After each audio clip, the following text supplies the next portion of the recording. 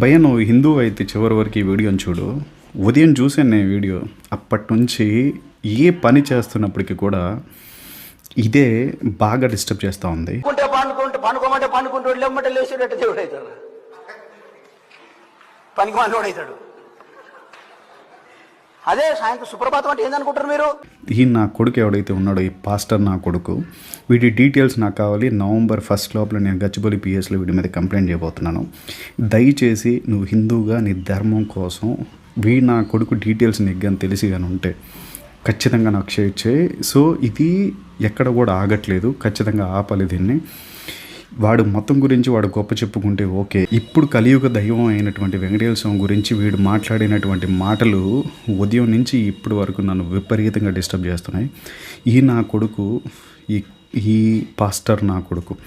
So నిజంగా sorry to say, so నేను నిజంగా చాలా చాలా ఇబ్బందిగా ఫీల్ అవుతున్నాను. ఇట్లాంటి నా కొడుకు అని చెప్పి సంబోధించి మాట్లాడడం. క్రిస్టియన్స్, హానెస్ట్ క్రిస్టియన్స్ ఎవరైనా ఉంటే దయచేసి మీరు ఫీల్ అవ్వకండి. నేను ఇప్పుడు స్టార్ట్ చేసినటువంటి ఇది ఏదైతే ఉందో, ఈ ఫైట్ ఏదైతే ఉందో, ఇది మీ యేసు ప్రభు గురించి కాదు.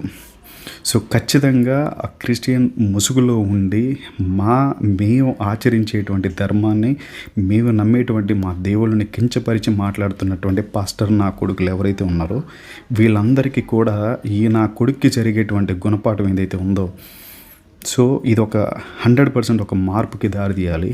నా కొడుకుని వదిలే ప్రసక్తే లేదు. సో నా కొడుకు డీటెయిల్స్ తీయండి. నా కొడుకుని నిజంగా ఒక చెప్పులుతో కొట్టి, చెప్పులు దండేసి ఊరేగించకపోతే నా కొడుకుని ఎవడు చెప్పాడు, ఏ ధర్మం చెప్పింది, ఏ రాజ్యాంగం చెప్పింది, ఏ రాజ్యాంగం నీకు రాసిచ్చిందిరా నా కొడక. హిందూ ధర్మాన్ని తక్కువ చేసి మాట్లాడు, ఆ దేవుల్ని కించపరిచి మాట్లాడు అని చెప్పని ఏ ధర్మం చెప్పిందిరా నా కొడక నీకు. సో ఇది నేను ఖచ్చితంగా ఒక లీగల్ ఫైట్ లాగా నేను కోర్టులోనే చూస్తాను నా కొడుకు సంగతి. ఖచ్చితంగా ఇట్లాంటి వదలకూడదు. ఎందుకనంటే సో నిద్ర లేస్తే బొద్దుగోగితే ఏం చేస్తాం, మన దైవాన్ని, ఇష్టదైవాలని తలుచుకుంటూ ప్రతి ఒక్క పనిని చేస్తాం, ముందుకు వెళ్తూ ఉంటాం. ఎవరి నమ్మకం వాళ్ళది.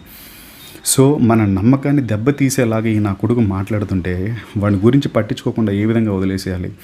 నాకైతే అసలు మార్నింగ్ నుంచి ఏ పని చేస్తున్నప్పటికీ కూడా ఇదే డిస్టర్బెన్స్ జరుగుతుంది. దయచేసి ఒక హిందూ అనే ధర్మం కోసం నేను తీసుకుంటున్నాను ఈ డీటెయిల్స్. నీకు తెలిస్తే 100% నా కొడుకు డీటెయిల్స్ అయితే ఖచ్చితంగా నాతో చెప్పండి.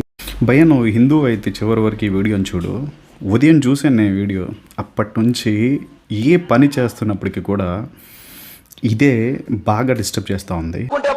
పండుకోమంటే పండుకుంటూ లేమంటే లేచేటట్టు దేవుడు అవుతాడు.